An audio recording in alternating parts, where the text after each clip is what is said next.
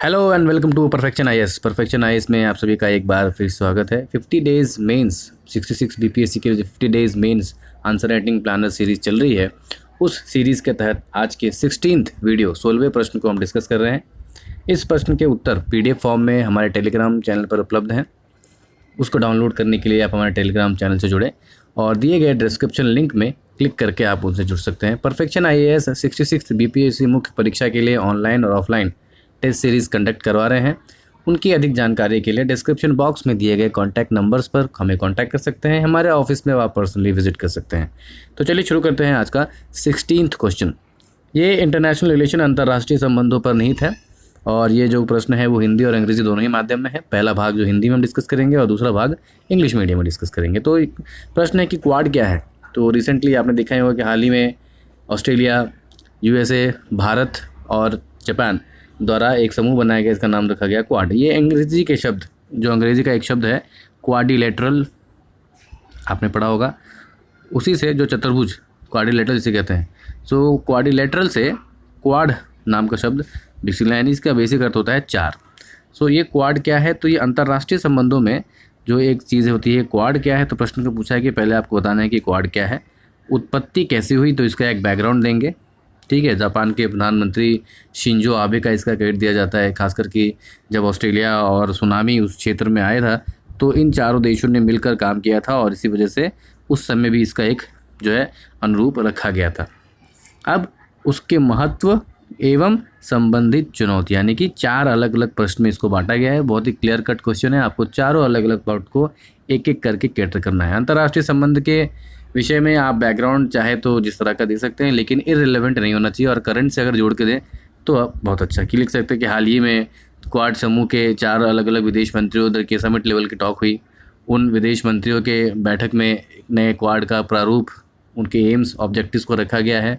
तो इस क्वाड का बैकग्राउंड आप बता सकते हैं कि ये जो क्वाड आज हम देख रहे हैं ये मुख्यतः चार देशों का समूह है, जिसमें अमेरिका, भारत, जापान और ऑस्ट्रेलिया जैसे देश शामिल हैं। इसका जो अनुरूप है या जिसकी कल्पना जो है, सबसे पहले इसको अनुरूप दिया जाता है, श्रेय दिया जाता है जापान के प्रधानमंत्री शिंजो आबे जी को। ठीक है, तो इसकी उत्पत्ति का जो श्रेय दिया जाता है वो जापान के प्रधानमंत्री शिंजो आबे जी को दिया जाता है और उन्होंने ही 2007 में इसका विस्तार प्रस्तुत किया था। इससे पहले भी जब सुनामी आई थी तो सुनामी में ये चार देशों ने मिलकर एक कोऑर्डिनेटेड एफर्ट किया था, एक काम किया था, एक संयुक्त रुकावट। तो तभी से इन चारों देशों का एक स्ट्रेटेजिक अलायंस सोचा जा रहा था मुख्यतः। फिर उसके बाद और भी चीज़ें, जैसे कि एक मलाबार एक्सरसाइज, जो हम मलाबार एक्सरसाइज करते हैं भारत, अमेरिका और जापान तीनों मिलकर। अब इसमें ऑस्ट्रेलिया भी शामिल होने की बहुत दिनों से इच्छा जता रहा था, तो इसी को बढ़ाकर इसका एक बढ़ा हुआ रूप जो है क्वाड ले लिया गया है। और ये चारों के चारों जो है वो लोकतंत्र, डेमोक्रेसी है। और कहीं ना कहीं ये देखा जाता है कि चीन जो कि कम्युनिस्ट पावर है उसको कंबाइंड करने के लिए, उसको कंटेन करने के लिए इसकी पॉलिसी को लाया गया है। इस तरह से चीन के द्वारा देखा जाता है। और इसका जो निहित स्वार्थ है, यानी कि इसका जो बैकग्राउंड है वो सबसे इंपॉर्टेंट है। साउथ चाइना सी, दक्षिण चीन सागर एवं हिंद प्रशांत सागर, यानी कि इंडो पैसिफिक रीजन में चीन के बढ़ते हुए प्रभाव और दखल अंदाजी को रोकने के लिए एक तरह का एक अलायंस है, जो कि इसका निहित मकसद है। ये कभी सामने ला कर नहीं कहा जाता है, लेकिन जो अंतर्राष्ट्रीय विशेषज्ञ हैं, अंतर्राष्ट्रीय संबंधों को समझने वाले लोग हैं, स्ट्रैटेजिक अलायंस पार्टनर्स है, वो इसे बखूबी समझते हैं कि ये चीन को कंटेन करने के लिए इन चार देशों का एक समूह है। खासकर कि जापान और ऑस्ट्रेलिया, जिसके साथ ये विवाद बढ़ता रहता है, और भारत के साथ हालिया जो कंडीशन है उनको देखते हुए इसको आज के समय में अधिक इम्पोर्टेंस दिया जा रहा है। और भारत भी जो पहले इसमें सीधे रूप से जुड़ने से बचता था, किसी तरह की ऐसी ग्रुपिंग जो चीन के खिलाफ हो उस तरह की ग्रुपिंग में जुड़ने से बचते थे, लेकिन हाल के जो हमारी परिस्थितियाँ, हमारे संबंध ऐसे हों, जो डोकलाम का एरिया हो, अरुणाचल में दिक्कत हो, उनको लेकर हमने भी अब इसमें आगे बढ़ चढ़ कर हिस्सा लिया है। और तभी क्वाड जो है इतना सक्सेसफुल हो पाया, क्योंकि इससे पहले भारत जो है वो सीधे तौर पर, डायरेक्ट तौर पर इंटरेस्ट नहीं ले पाता था। और इसी वजह से जो हमारी यूपी की सरकारें थीं वो कहीं ना कहीं एक गठबंधन की सरकार थी, तो एक डिसीजन मेकिंग में कहीं ना कहीं प्रॉब्लम आती थी और एक क्लियर कट डिसीजन नहीं ले पाते थे। वहाँ पे अलग अलग पार्टीज़ का संबंध था और इसी वजह से strong independent foreign strategic policy नहीं बन पा रही थी। एक मजबूत विपक्ष जो है वो कहीं ना कहीं उस पर हावी हो जाता था। दूसरी बात है कि इसलिए वजह से जो एक विदेश नीति, जो कि खासकर की रणनीतिक रूप से आगे चलकर दूरगामी परिणाम दे सके, इस पर हम विचार नहीं कर पा रहे थे। लेकिन एनडीए की सरकार जो भारी बहुमत से आई, पूर्ण बहुमत से आई, उसके पास ये लिबर्टी है कि वो एक ऐसा रणनीतिक कदम उठा सके, ऐसा विदेश नीति में, कूटनीतिक में इस तरह से कदम उठा सके ताकि भारत के हित को साधा जा सके। और ख़ास करके जो 2 राउंड ऑफ टॉक्स हुए, ठीक है, जिस तरह से चीन और भारत के प्रधानमंत्रियों के बीच में 2 वार्ताएं हुई, वुहान में एक वार्ता हुई, एक महाबलीपुरम में वार्ता हुई, लेकिन उसके बाद भी स्थितियां बदली नहीं और उनको देखते हुए फिर भारत ने यह रुख अपनाया और जाहिर तौर पर, खुले तौर पर इस तरह की ग्रुपिंग में हम पहली बार शामिल हुए, जो कहीं ना कहीं किसी एक देश के खिलाफ है, जो कि क्वाड की कभी किसी मीटिंग में, किसी संगठन में, किसी बैठक में इसका पूर्णतः उल्लेख नहीं किया गया है। लेकिन यह जो है वो जगनीत है कि ये जो है मुख्यतः चीन के कंटेंट में, चीन की जो बढ़ती हुई शक्ति, चीन का जो बढ़ता हुआ एग्रेशन, विस्तारवादी चीन को रोकने के लिए हिंद प्रशांत सागर में तथा दक्षिण चीन सागर में इसको लाया गया है। तो ये है उसकी क्वाड की उत्पत्ति की कहानी। और चीन के दबाव के कारण कभी कभी जो है ऑस्ट्रेलिया जो है बाद में फिर क्वाड से बाहर हो रहा था, लेकिन हाल ही में जब चीन और ऑस्ट्रेलिया के संबंध ज़्यादा खराब हो गए तब वो खुलकर सामने आया और अमेरिका की शह पर एक क्वाड नामक संगठन, जो ऑस्ट्रेलिया पहले भी मलाबार एक्सरसाइज से जुड़ना चाह रहा था, और इसी को बढ़ाते हुए हमने एक क्वाड एक्सरसाइज बना दी, एक क्वाड ग्रुपिंग बना दी। अब इसके लिए महत्व क्या है? तो महत्व ये है कि जो भारत की एक्ट ईस्ट पॉलिसी है, पहले जो लुक ईस्ट पॉलिसी होती थी, उसके बाद लुक ईस्ट नीति से जो हम एक्ट ईस्ट की तरफ बढ़े, तो उसके तरफ ये एक और कदम ऐसे कि आप देख सकते हैं कि जो हमारा एक्सटेंडेड ईस्टर्न पॉलिसी है, ऑस्ट्रेलिया हो गया, न्यूजीलैंड हो गया, जापान हो गया, और जिसके बाद फिर आसियान, अगर हम दक्षिण चीन सागर में चीन का विकल्प बन के उभरते हैं तो हमारी विदेश नीति में आसियान देशों के साथ हम एक उनका नेतृत्व प्रदान कर सकते हैं। तो ये एक लुक ईस्ट पॉलिसी के राह में एक लंबा कदम है। और जाहिर सी बात है, विस्तारवादी चीन का प्रतिकार करेंगे। मुक्त और खुला हुआ हिंद प्रशांत यानी कि Indian Ocean open, Indo Pacific region open, South China Sea region, जो कि भारत और उन जगहों में UNCLOS United Nation law of convention of seas, इसका पालन करना, हर किसी को व्यापार और आवागमन की छूट मिलना, किसी कोई देश का एक अधिकार ना होना, ये जो हमारी मुख्य प्रबलता है। क्योंकि जिस तरह से चीन जो है वो विस्तारवादी नीति दक्षिण चीन सागर में अपना रहा है, इंडियन ओशन में बढ़ते जा रहा है, तो हो सकता है कि कल को हिंद महासागर में भी वो इसी तरह की नीति अपनाए, और इसलिए ये आगे ना बढ़ सके, इसलिए इसको एक काउंटर प्रोडक्टिव, काउंटर मेजर की तरह भी देखा जाता है। आतंकवाद का प्रतिकार भी इसका एक मुख्य इशू रहा है खास की, लेकिन अभी ये कि दुनिया भर में आतंकवाद जो है वो उसका एक क्लियर डिफिनीशन, अलग अलग जगह पे अलग अलग समय पर आतंकवादी घटनाएं हुई तो हैं, लेकिन आतंकवाद की एक विशेष परिभाषा अभी तक नहीं बनाई गई। एक देश उस पर एग्री नहीं हुए, चाहे वो संयुक्त राष्ट्र हो या अलग अलग देश हो, यूरोपियन यूनियन हो। आतंकवाद को खतरा मानते तो हैं, लेकिन एक खुलकर लड़ने की, एक खुलकर कोई ऐसी संगठन, एक बॉडी, कोई उसका प्लान अभी तक डिटेल आया नहीं है। तो क्वाड को इसके रूप में देखा जा सकता है, खास करके जब उसमें भारत जैसा देश है। तो भारत इस मुद्दे को अवश्य उठाएगा, क्योंकि चीन और पाकिस्तान के संबंध हैं और पाकिस्तान जो है वो भारत में आतंकवाद फैलाता रहता है। तो हम आतंकवाद के मुद्दे को भी लेकर इस पर एक अहम पहलू बनाएंगे ताकि चीन पर दबाव बनाया जा सके। ये एक लोकतांत्रिक है और मजबूती प्रदान करता है, क्योंकि लोकतंत्र और लोकतंत्र को मजबूत पड़ेगा। ये सारों के चारों क्वाड के देश हैं वो लोकतांत्रिक देश हैं, और साम्यवादी चीन की शक्ति को कहीं ना कहीं साम्यवाद को रोकने के लिए, साम्यवाद को चैलेंज करने के लिए ये चारों जो है लोकतांत्रिक देश आपस में इकट्ठे हुए हैं। तो एक लोकतंत्र को बढ़ाता है, प्लुरलिस्टिक सोसाइटी को बनाता है, समकालीन चुनौतियों को दूर करने के लिए। और इसके लिए हाल ही में जो 4 बैठकें हुई हैं उनमें इनके 3 प्रमुख बिंदु सामने आए हैं। और 3 क्या है कि सबसे पहले है वैक्सीन में साझेदारी करेंगे। तो 2021 में एक जो साझा नियम बनाया कि कोविड-19 से लड़ने के लिए क्वाड और WHO जो कोवैक्सीन के साथ मिलकर क्वाड के देश, खासकर कि अमेरिका जो है वो अपने फॉर्मूले, अमेरिकी कंपनी जो है वो अपने फॉर्मूले साझा करेंगी, और इन देशों में क्वाड यानी का कंपनी भारत जैसे देशों में इसका प्रोडक्शन होगा, जापान उसको फंडिंग करेगा और ऑस्ट्रेलिया जो है उसके लॉजिस्टिक मैनेजमेंट करेगा। इस तरह की एक डील साइन हुई जहाँ पे अमेरिका का फॉर्मूला, जापान का पैसा, ऑस्ट्रेलिया का लॉजिस्टिक मतलब माल वाहन ले जाना लाना, उसकी संपत्ति, और सबसे इम्पॉर्टेंट कि प्रोडक्शन कहाँ होगा, भारत में होगा। तो भारत के लिए एक बहुत ही बड़ा महत्वपूर्ण कदम। क्वाड ने एक जलवायु कार्यदल यानी कि एक जलवायु एक्शन कमेटी का भी निर्माण करने की बात की, जो कि पेरिस एग्रीमेंट के तहत काम करेंगे।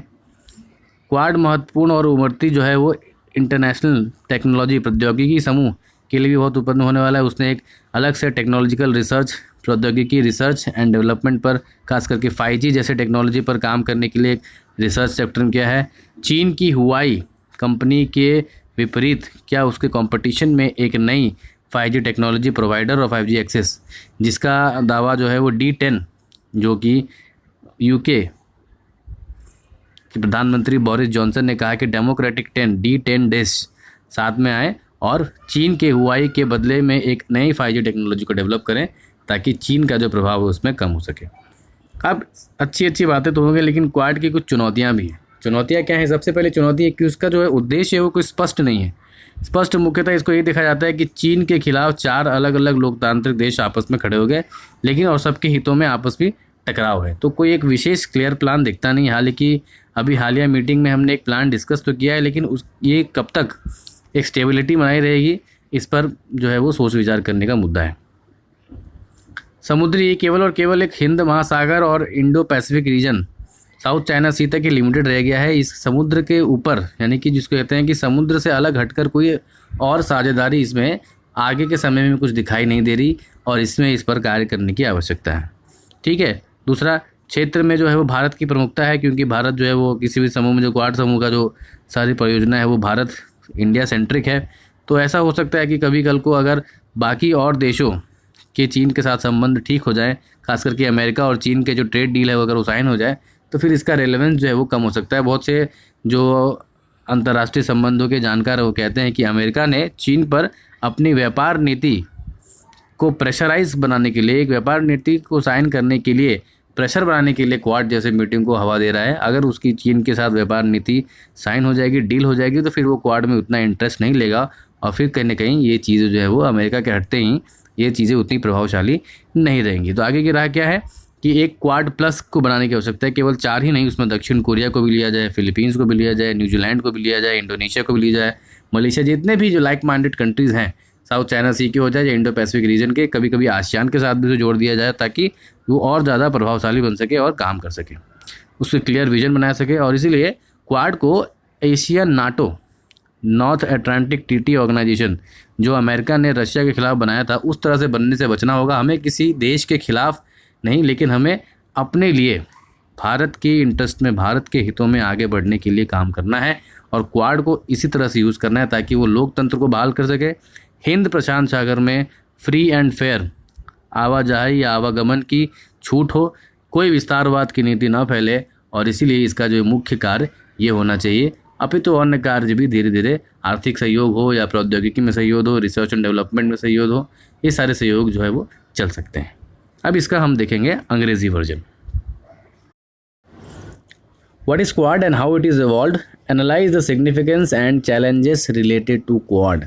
जो Quad है, that is the quadrilateral grouping of the 4 countries, that is America, okay, India, Australia and Japan. The 4 countries in the grouping is known as Quad. It is being derived from the word called quadrilateral.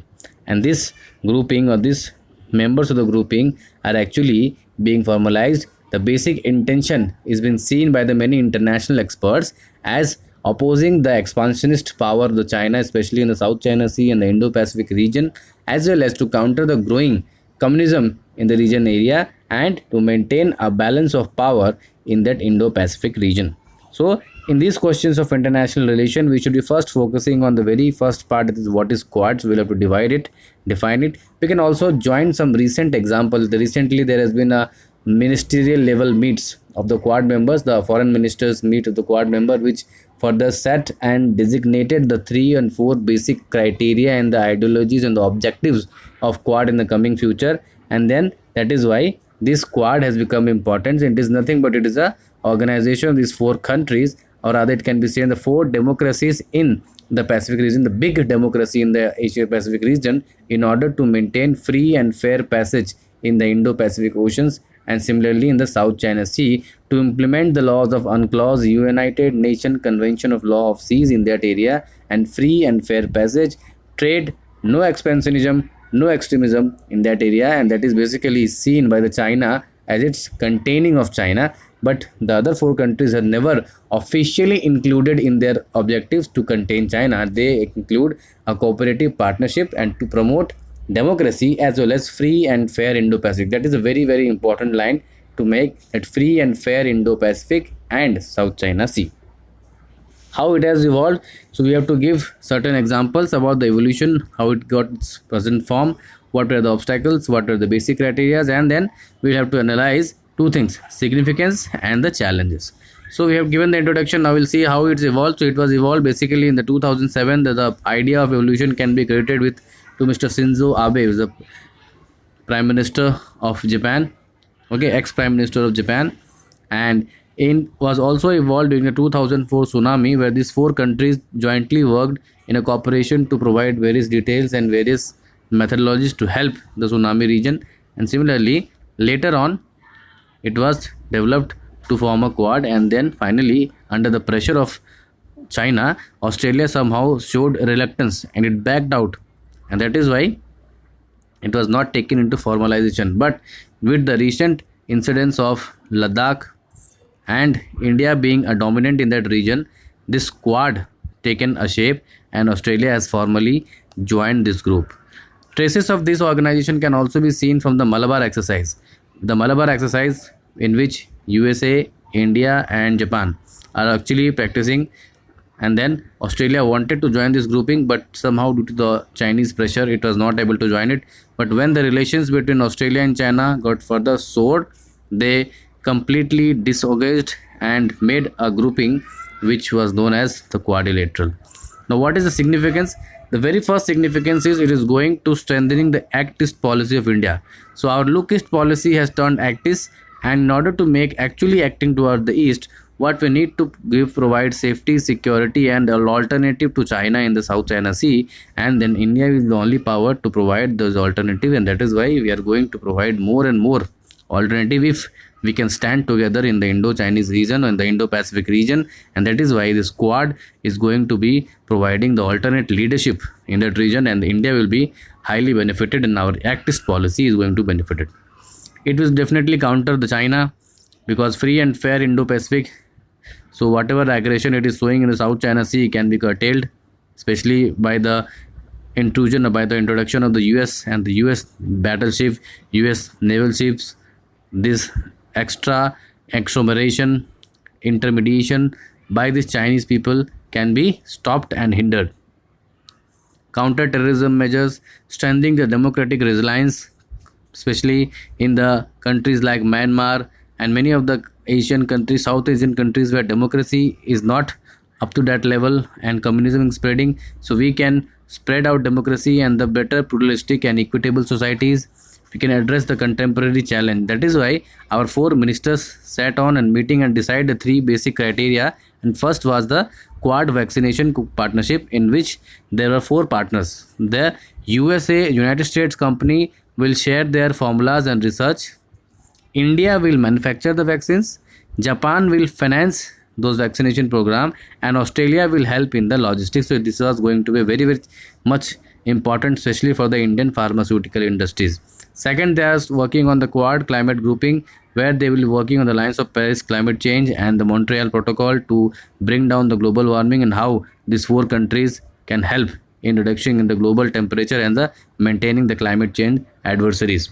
Second, they want to critically exchange, and they want some critical and emerging technology grouping. They want to share the cutting edge technology, research and data which will be helpful for the benefit of the people, as well as maintaining the democracy and the welfare of the people, especially in the region of Asia Pacific, or rather the so-called new name is Indo-Pacific. Now what are the basic challenges? So challenges are definitely because they have no clarity of objectives. Why? Because they already emerged as an opposition to China. What many of the external opposition or the external experts are being seeing as this Quad meeting has emerged as an alternative to China. It does not have its clear objective, and similarly they have a lack of conversion of interest. Only one interest is there, to stop China. And if any of the four nations improves good relationship with China, then other three will have to be think or rethink what are the basic objectives and meeting of the Quad. Many of the strategic experts are saying that USA is pressurizing China through Quad to sign a better trade deal, and if once the trade deal is signed between USA and China, then USA will not take that much interest in the Quad grouping, and Quad will once again become irrelevant. So we do not have to make Quad an Asian NATO, which the Chinese are also claiming it.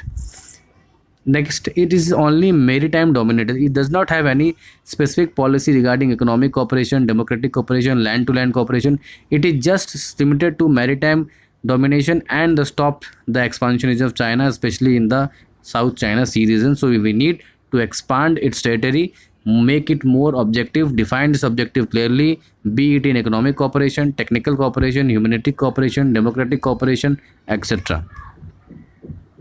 And then supremacy of India in the region, and that is why what happened, the only interest is Indian centric interest, and if the conditions become sore, then other countries will take out, and then only India will be left alone in that region. That is why we need to converge and make a more strategized and following deal, so that this quad grouping actually works. So what is the way forward? Way forward is we need to expand the quad and make it a quad plus, including the like-minded democracy of South Korea, Indonesia, Philippines, New Zealand, etc. We need to develop a clear vision, a clear chart, that what are the objectives, what we want to achieve, and how we are going to achieve it.